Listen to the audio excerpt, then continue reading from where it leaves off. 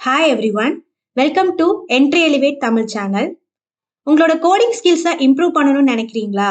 Interview tips, coding related videos எல்லாம் ரெகுலரா நீங்க பார்க்கணும்னா என்ட்ரி எலிவேட் சேனலுக்கு மறக்காம சப்ஸ்கிரைப் பண்ணுங்க, பெல் ஐக்கானை கிளிக் பண்ணுங்க. இது வரைக்கும் HTML இம்பார்ட்டன்ட் டேக்ஸ் எல்லாத்தையுமே நம்ம 10 வீடியோஸா மேக் பண்ணி நம்ம HTML பிளேலிஸ்ட்ல இருக்குது. ஸோ ஃப்ரைடேல இருந்து உங்களுக்கு CSS வீடியோஸ் எல்லாமே அப்லோட் பண்ண போறோம். இந்த 10 வீடியோஸ் பார்த்தாலே உங்களுக்கு HTML இருக்க எல்லா டேக்ஸுமே உங்களுக்கு கவர் ஆயிடும். ஸோ வாங்க இன்னைக்கு HTML ஓட லேஅவுட் எலமெண்ட்ஸ் பத்தி பார்க்கலாம். HTML layout elements.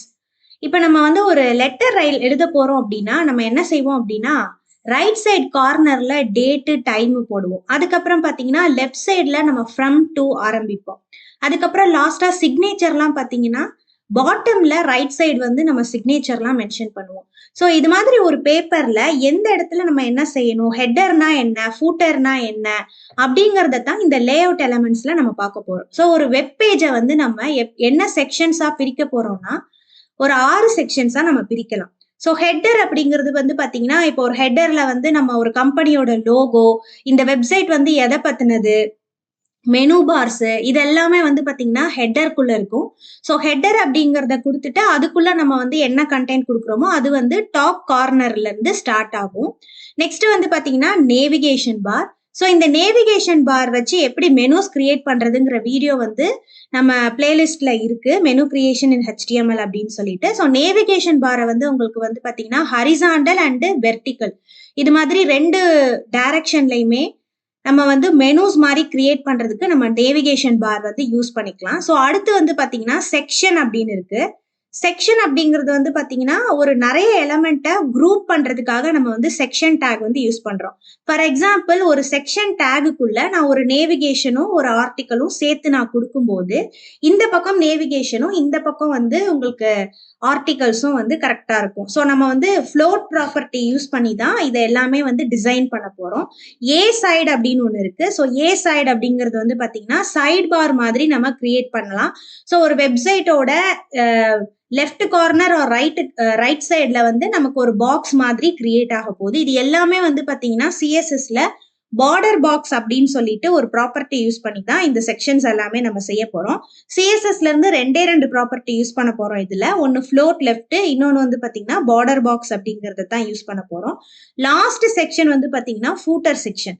So footer section உங்களுக்கே தெரிஞ்சிருக்கும். ஸோ ஒரு கம்பெனியோட லோகோ இருக்கும், இல்லை அப்படின்னா அதோட மெயில் ஐடிஸ், எல்லா கம்பெனியுமே பாத்தீங்கன்னா சோசியல் மீடியாவோட கனெக்ட்ல இருப்பாங்க. ஃபார் எக்ஸாம்பிள் ஒரு ஃபேஸ்புக், இன்ஸ்டாகிராம் இந்த மாதிரி சோசியல் மீடியாவோட லிங்க் எல்லாமே பாத்தீங்கன்னா ஃபூட்டர் செக்ஷன்ல தான் மென்ஷன் பண்ணியிருப்பாங்க. அந்த லிங்க் நம்ம கிளிக் பண்ணும்போது ஃபேஸ்புக்ல கிளிக் பண்ணோம் அப்படின்னா அந்த லிங்க் நமக்கு ஓப்பன் ஆகும். ஸோ இந்த மாதிரி செக்ஷன்ஸ்லாம் நம்ம ஃபூட்டர்ல கிரியேட் பண்ண போறோம். ஸோ இது எல்லாம் சேர்ந்தது தான் நம்ம HTML லேஅவுட் எலமெண்ட்ஸ் அப்படிங்கிறத பத்தி நம்ம இன்னைக்கு பார்க்க போறோம். டேக்ஸ் எல்லாம் வந்ததுக்கு அப்புறம் நம்ம டைட்டில் கொடுத்துக்கலாம். ஸோ இது ஒரு வெப்சைட் தான் பண்ண போறோம். ஸோ அதனால மை வெப்சைட் அப்படின்னு கொடுக்குறேன். So after the title take நம்ம ஸ்டைல் டேக் ஆட் பண்ணிக்கலாம். இது இன்டர்னல் CSS. ஸோ இப்போ ஃபர்ஸ்ட் பாடி செக்ஷன்ல நான் ஹெட்டர் அப்படிங்கிறத அட்டாச் பண்றேன். ஸோ எந்த ஒரு டேக் யூஸ் பண்ணாலும் அதோட க்ளோஸ் டேக்கும் கிட்டத்தட்ட அதே மாதிரி தான். செக்ஷனுக்கும் அப்படிதான் இருக்கும், ஆர்டிக்கலுக்கு அதே மாதிரி தான் இருக்கும். ஸோ இந்த ஹெட்டர் டேக்ல ஜஸ்ட் எனக்கு ஒரு டெக்ஸ்ட் வரப்போகுது. நான் H1 அப்படிங்கிறத கொடுத்துட்டு இதுல நான் என்ன கொடுக்க போறேன் அப்படின்னா பியூட்டிஃபுல் ஃப்ளவர்ஸ் அப்படின்னு சொல்லிட்டு ஒன்று கொடுக்குறேன். ஓகே, ஸோ இப்போ பார்த்தீங்கன்னா கண்ட்ரோல் ஹோம் கொடுக்கும்போது நமக்கு H1 பார்த்தீங்கன்னா ஆட்டோமேட்டிக்கா லெஃப்ட் கார்னர்ல இருந்து தான் ஸ்டார்ட் ஆகும்.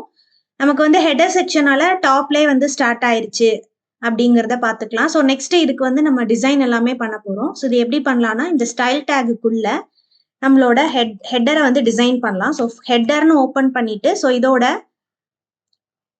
டெக்ஸ்ட் அலைன்மெண்ட்டை ஃபர்ஸ்ட் சென்டர் பண்ணிடலாம். So text alignment centre. So ஆட்டோமேட்டிக்கா நமக்கு சென்டர் ஆயிடுச்சு.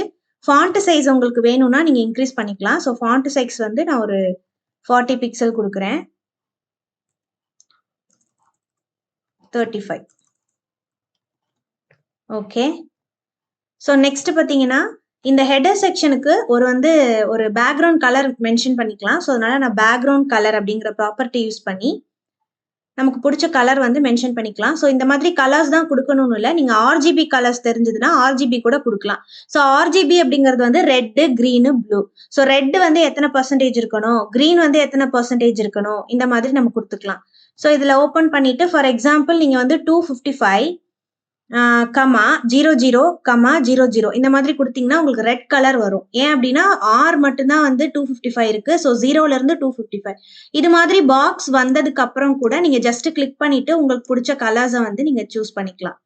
ஸோ இது மாதிரி 2 விதமான பார்ட் இருக்கு. இங்க வந்து மார்ஜின் வந்து ரொம்ப இறங்கி இருக்கு. ஸோ அதுக்கு நம்ம என்ன பண்ணலாம் அப்படின்னா ஸ்டைல் டேக்ல ஸ்டார் யூனிவர்சல் செலக்டர் கொடுத்துட்டு இப்போ இந்த இடத்துல வந்து நம்ம என்ன கொடுக்கலாம் அப்படின்னா மார்ஜின் வந்து 0 அப்படிங்கிறத கொடுக்கலாம்.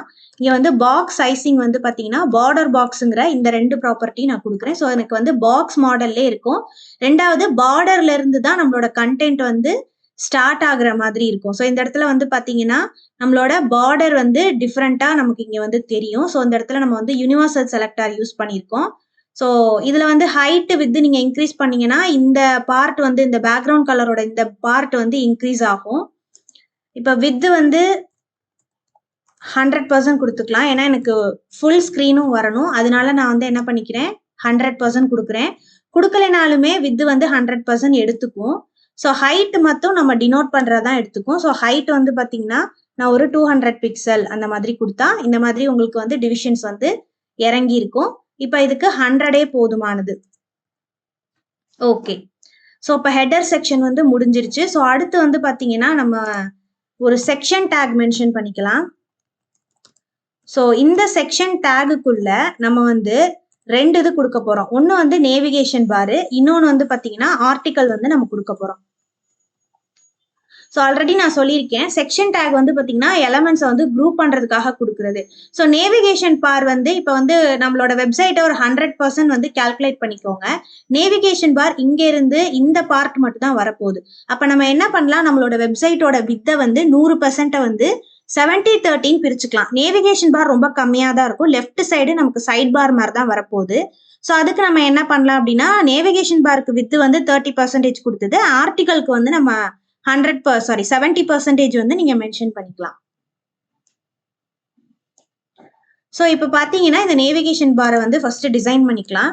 ஸோ நேவிகேஷன்ல தான் நமக்கு வந்து பார்த்தீங்கன்னா வித்து வந்து 30% வந்து மென்ஷன் பண்ணிக்கலாம். அதே மாதிரி ஆர்டிக்கல் வந்து 70%.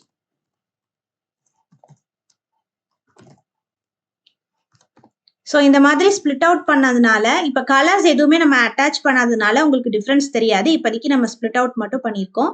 இந்த நேவிகேஷன் பார்க்குள்ள நமக்கு வந்து ஒரு list of the flowers name வந்து கொடுக்க போகிறோம். ஸோ லிஸ்ட்னு சொல்லிட்டாலே ஆட்டோமேட்டிக்காக நமக்கு வந்து யூஎல் டேக் இல்லைனா ஓஎல் டேக் யூஸ் பண்ணலாம். ஸோ நான் ஆர்டர் லிஸ்ட் இல்லைனா அன்ஆர்டர் லிஸ்ட் நான் யூஎல் டேக் தான் நான் யூஸ் பண்ண போகிறேன்.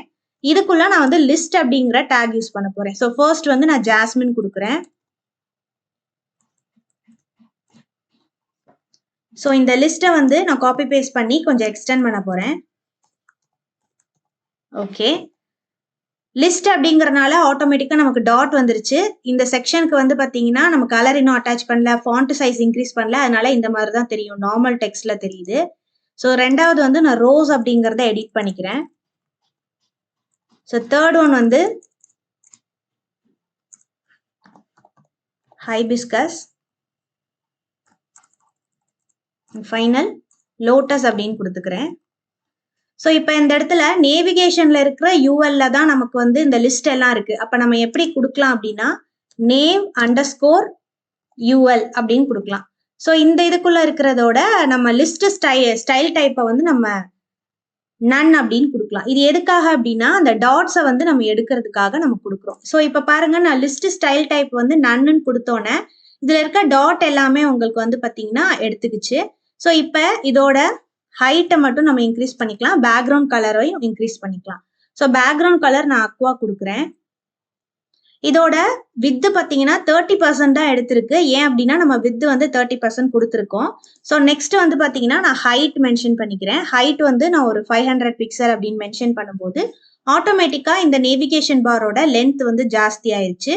ஸோ இதோட ஃபாண்ட் சைஸ் இன்க்ரீஸ் பண்ணணும்னா நம்ம ஃபாண்ட் சைஸை இந்த யூஎல் டேகுக்குள்ளே கொடுக்கலாம். ஸோ ஃபாண்ட் சைஸ் வந்து நான் ஒரு 30 பிக்சல் கொடுக்குறேன்.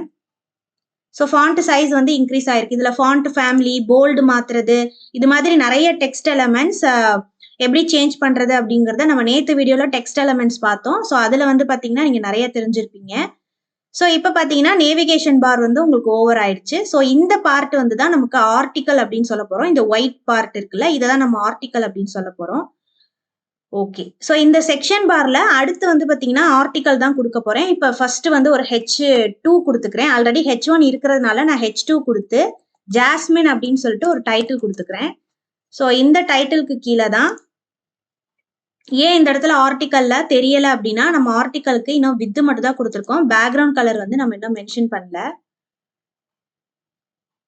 ஸோ பேக்ரவுண்ட் கலர் வந்து கொஞ்சம் வித்தியாசமான கலர்ஸ் நம்ம கொடுத்துக்கலாம். ஸோ நெக்ஸ்ட் வந்து நம்ம ஃபாண்ட் சைஸ் வந்து இன்க்ரீஸ் பண்ணிக்கலாம். ஃபாண்ட் சைஸ் வந்து நான் 20 பிக்சல் கொடுத்துக்கிறேன். ஓகே, ஸோ நெக்ஸ்ட் வந்து பார்த்தீங்கன்னா ஆர்டிக்கல் செக்ஷன். ஸோ ஆர்டிக்கல் செக்ஷனுக்கு வந்து நான் ஃபர்ஸ்ட் டிசைன் பண்ணிக்கிறேன். வித் வந்து நம்ம 70% கொடுத்துருக்கோம். பேக்ரவுண்ட் கலர் வந்து ப்ளூ கலர் கொடுத்துருக்கோம்.